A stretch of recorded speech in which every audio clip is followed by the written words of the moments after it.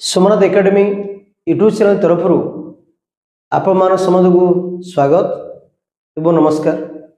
बंधुगण, आज एक गुरुत्वपूर्ण विषय वस्तु जहाँकि आम मान जीवन में अत्यंत गुरुत्व रखि थाए एवं एक व्यक्तिर भूमिका संबंध आलोचना करिबा से व्यक्ति केबे हेले आमे तुलना करिबा नहीं भगवान सहित। से भगवान ठार बहुत उच्च स्थान तांकर से व्यक्तिर परिचय होउछि माँ कहो आमे मदर।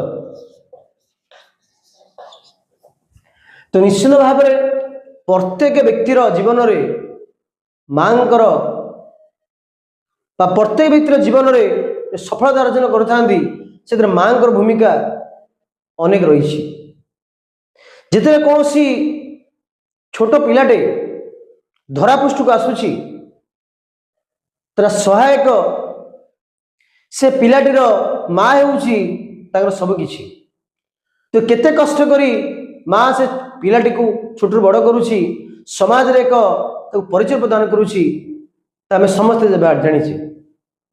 तो माँ कथा आसिले आम समस्ते इमोशनल हो पड़ू।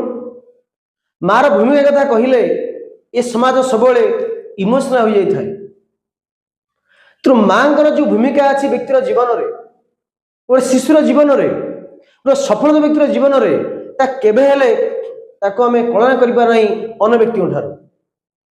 निश्चित भाव में भगवान ठारू यदि उच्च स्तर में रखिबा उच्च स्थान रखिबा सी होउचंदी माँ।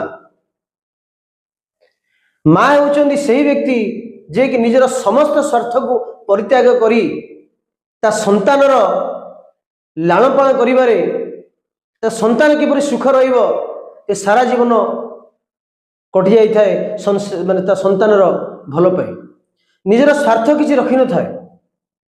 से संतान खुशी रे से खुशी होई थाए और संतान दुख रे दुखी थाए। तो बंधुगण, तो माँ ये जो आमे इंग्रजी रे मदर निश्चित भाव में समाज रे एक गुरुत्वपूर्ण स्थान तांको रही।